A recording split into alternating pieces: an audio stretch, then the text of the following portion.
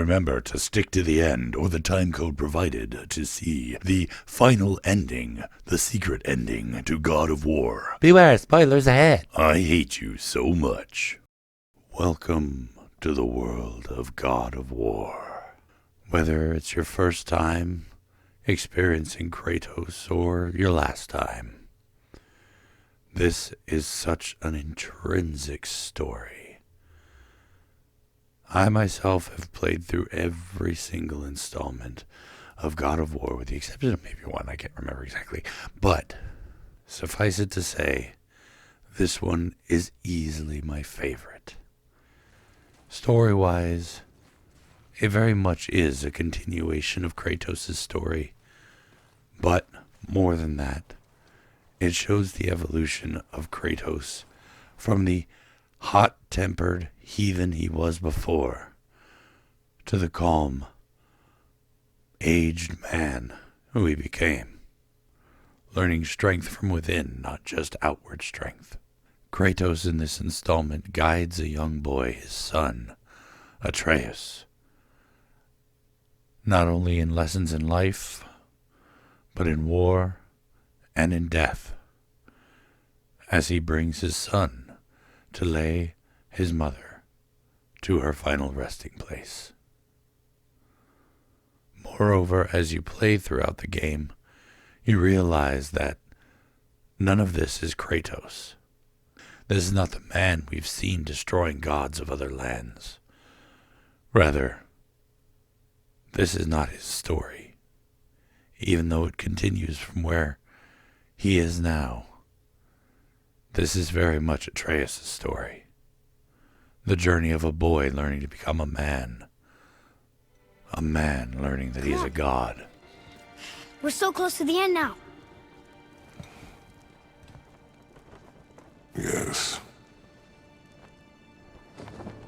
Yes, we are. Well, there's supposed to be another installment coming after this, but the other games were leading up to this one in ways that you would not have understood. And to be honest, I played all of the other ones, and coming at this one from a perspective of seeing Kratos grow and change from who he was to who he is now was such a magnificent performance. And his voice, the voice actor, and the voice actor properly captured who he is as a tired old man. A person who has lived through so much war and so much hate and so much anger, to a man who has married, fallen in love, born a child. Well, obviously he didn't bear the child, but coming at it from that perspective granted me knowledge of who Kratos is. Even still, the game itself can be played without any foreknowledge prior to. So if you've never played any of the other God of War games, this one is still, while story heavy and nods to the originals, is not insistent that you have played them.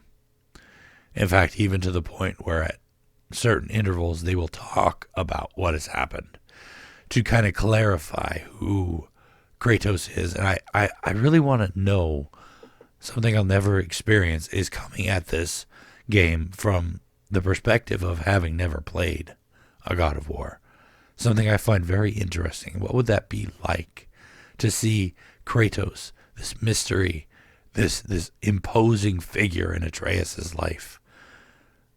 You see him wanting to express his love, and you see him wanting to embrace his child, but not knowing why he can't, why he's afraid to. Some of the biggest changes from the original series compared to this one is obviously the combat. In the original series, you got used to fighting hordes and hordes of monsters.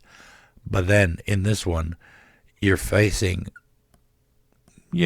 still a fairly decent number, 5-ish, which is significantly lower than the 20 you might have faced in the original series. And it's more of a personal connection to Kratos in battle, in that you're looking over his shoulder rather than down on top of the field. I find the combat system in this game to be mildly repetitive, Now, unless you're fighting one of the larger end game or after end game bosses like the Valkyrie Queen, you don't really have to worry too much about being over the top excellent at all the combat. In fact, you'll find yourself most likely just repeating smash, smash, smash, smash, smash, smash, smash. But then later on, when you actually do face something of a significantly higher threat, you will find the need to incorporate the more powerful abilities that Kratos has at his disposal, including talismans and runes attached to his weapons that cause ice and fire damage, and Atreus' arrows and Atreus' summons will all become a vital part of your arsenal. But in the everyday, normal battles, you probably won't even bother much more than your own axe or blades. And Atreus' arrows will, in a lot of cases, be a lot of help. Because with the light one, it makes them easy to stun, and with the electric ones, it stuns them for you, so you can not worry about them running away. I would say that of all that, the biggest complaint I have is that the battle system gets repetitive and a little boring from time to time.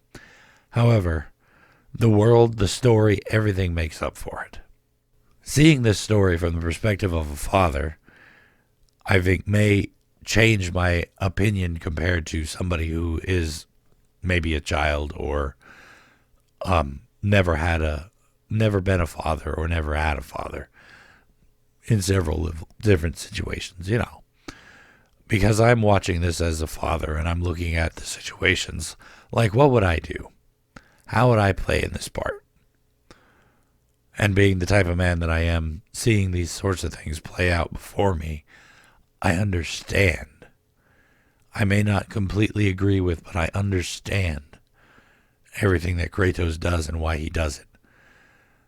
Of course, this story falls into the usual tropes that you see in most stories, i.e., you can't just have all characters getting along at all times, though comparatively, if you look at previous God of War games, there's a lot more friends in this one.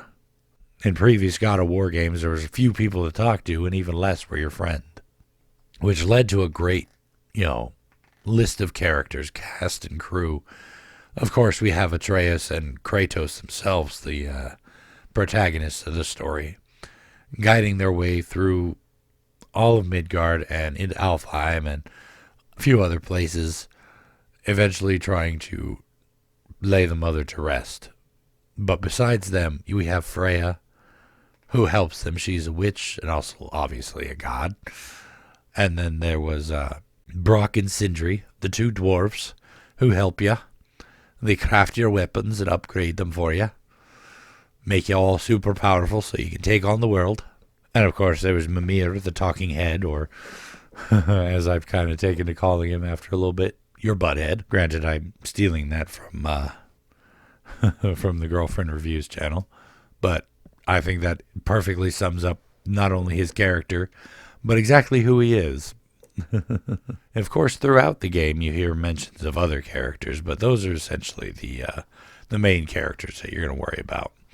Not listing all of the individual mini bosses and Jormungandr, the World Serpent, and of course the Valkyries. It's hard to pick out things I didn't like about the game, but I do have to, in the interest of fair review, I do have to point out things I didn't like. Specifically, I mentioned the battle system. I mentioned some story tropes that I don't like, and that is, having the characters come to odds. However, a little bit of clarification on that one coming in a minute. But for the most part, that was the only qualms I had about this story, about this game. Everything else, I feel, any other complaint I may have had, I feel plays into the story itself, which kind of cancels out the complaint, because if the story makes it work, then it makes it work. I don't want to go too much into the story, but I do want to mention that because of where you are in Kratos' life, he's no longer that young man full of piss and vinegar that he used to be.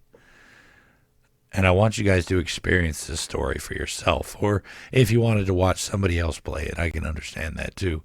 But I want you to experience it rather than me telling it to you.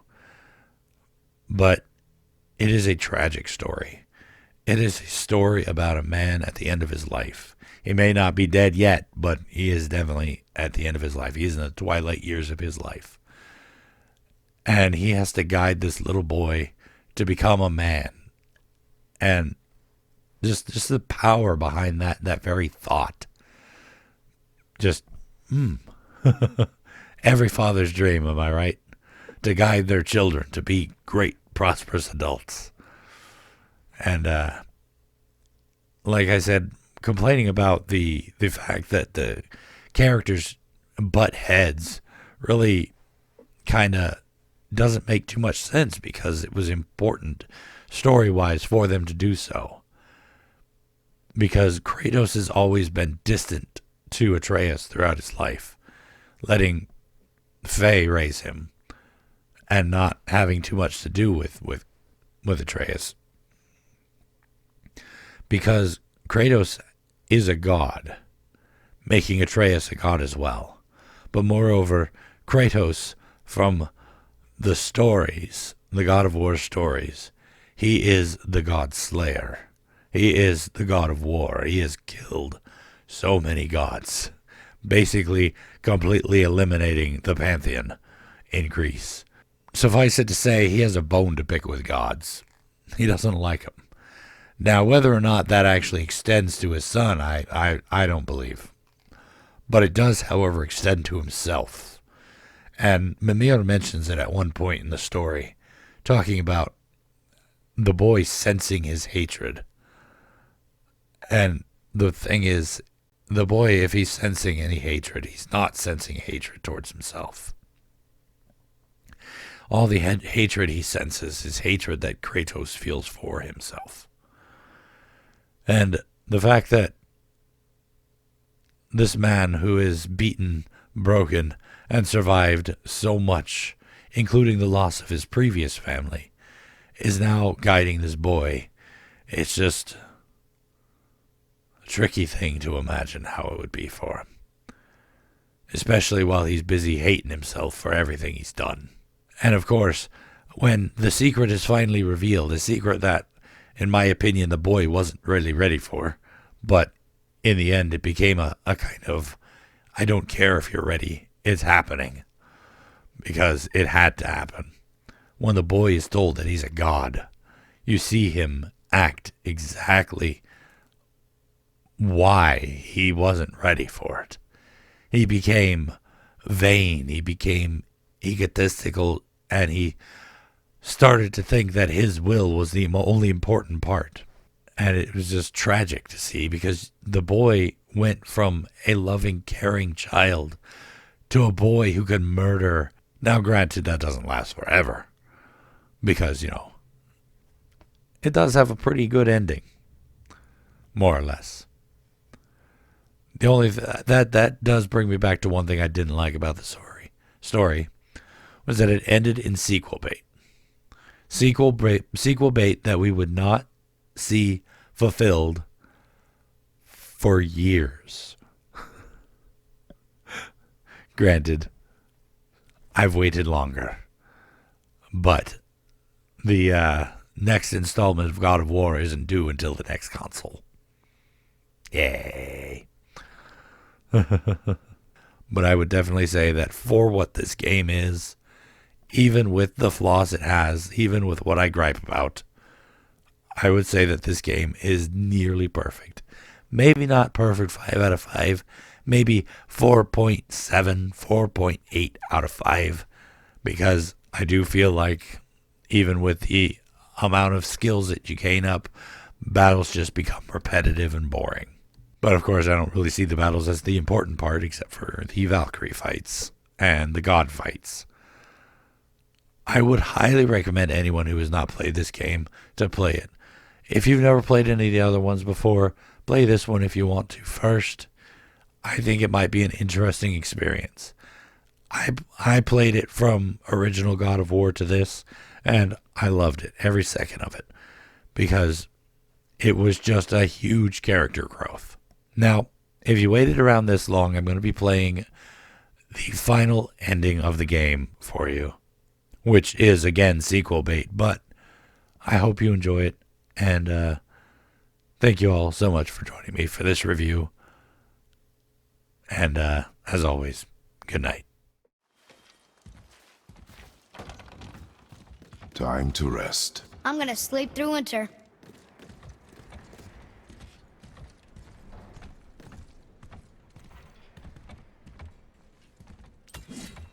Okay, this'll do.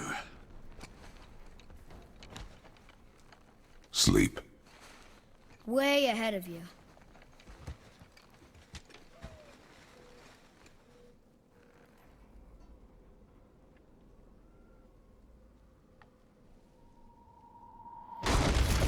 What was that? The ball!